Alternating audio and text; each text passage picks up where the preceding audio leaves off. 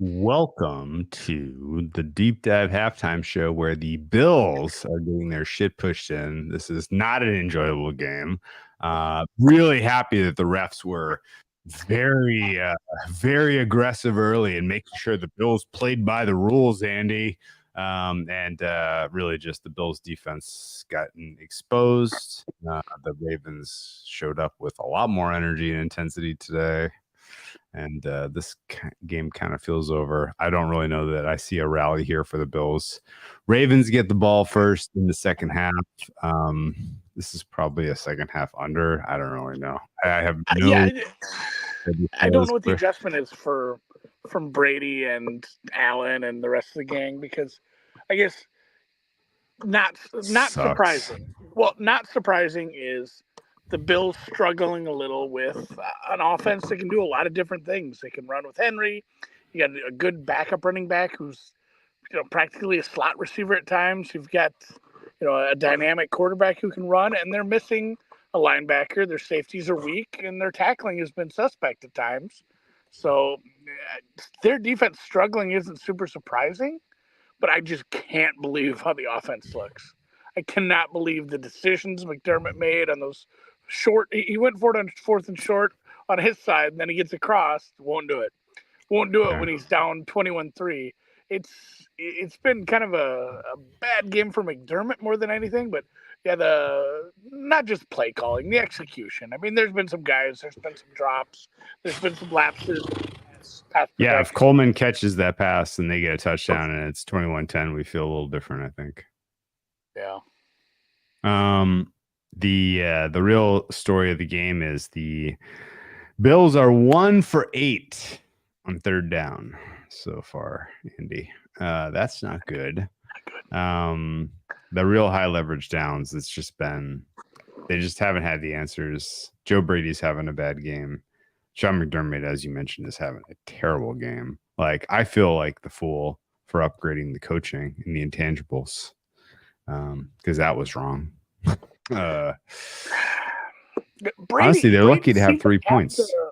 I mean, it was before Oluokun was out and that defense started to give up.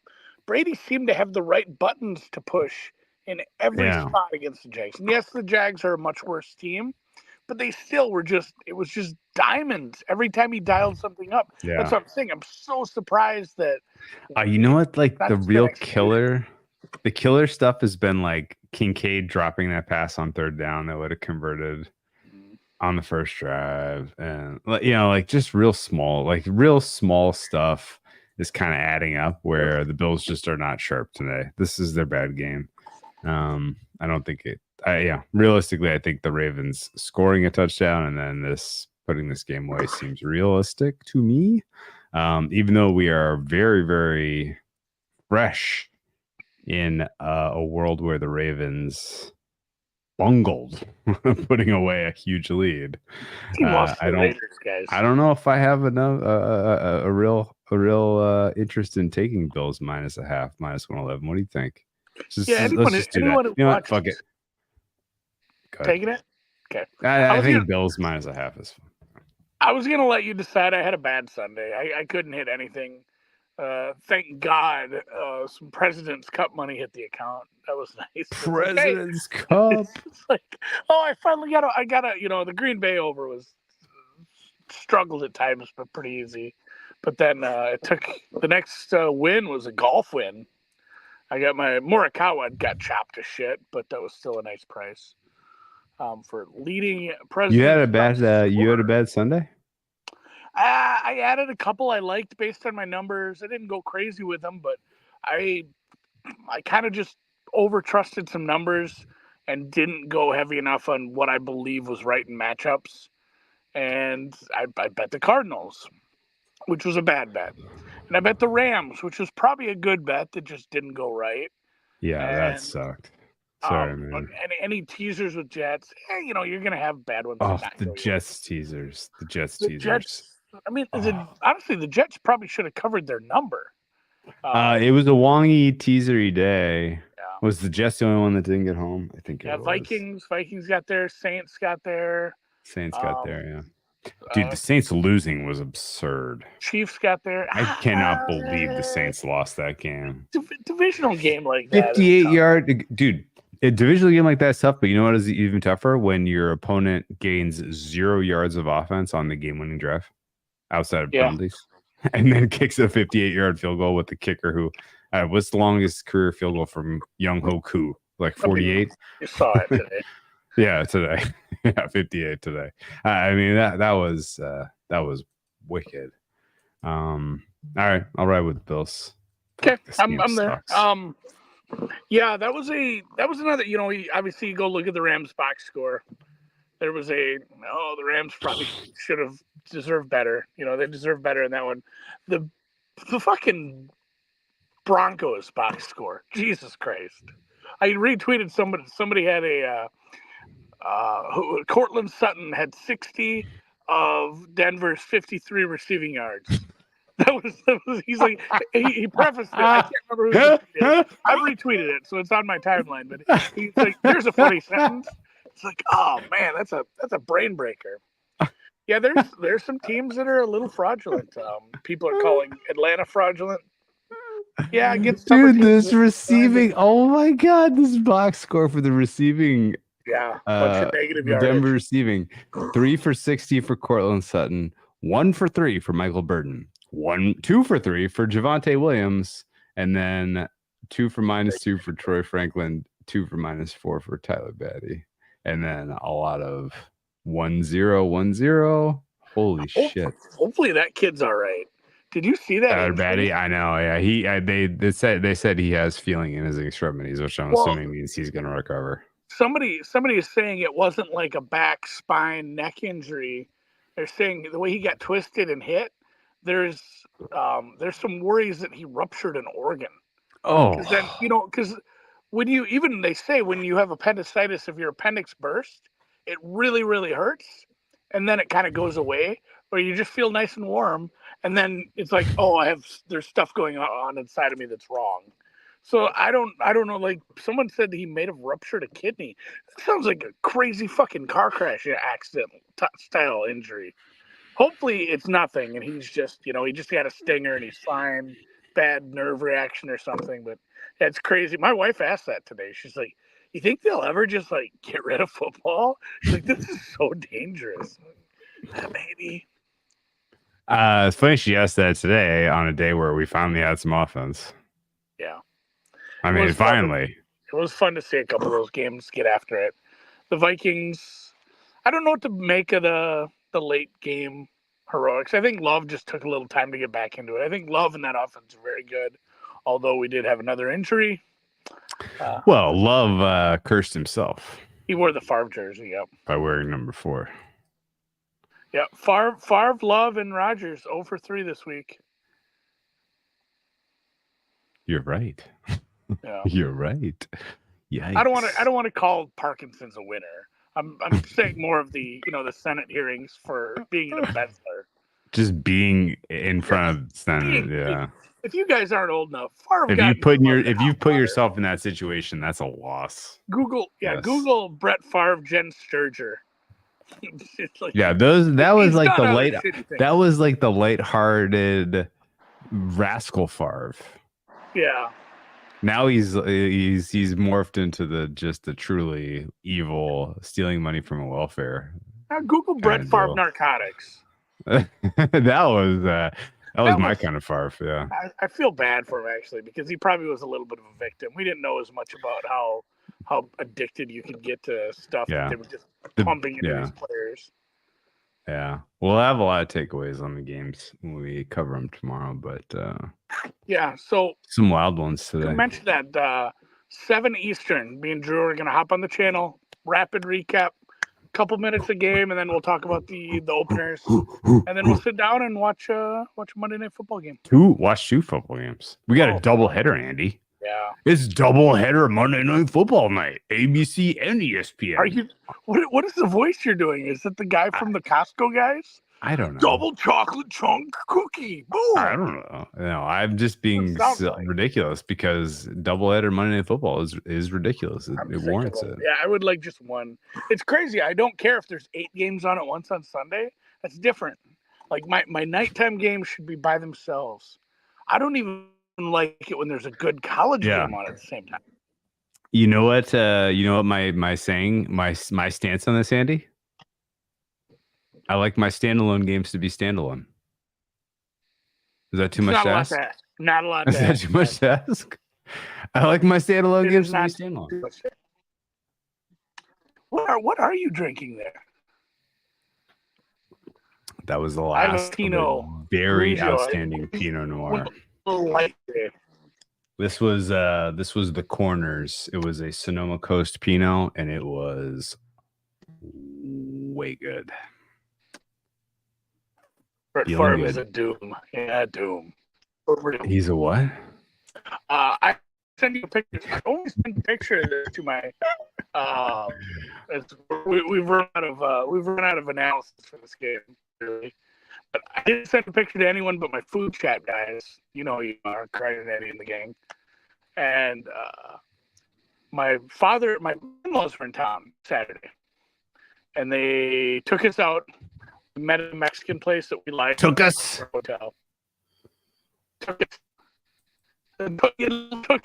Anyway, so my father-in-law orders a beer, and the waiter is a shorter, tall. I lost Andy. Fuck. He was telling a story. Fuck. We lost him. Sorry, guys. As long as we're talking wine. I will be in Napa next week. We're heading up for the Schramsberg Wine Club party, which is on Saturday in Calistoga. We're staying just north of Calistoga in a beautiful spot.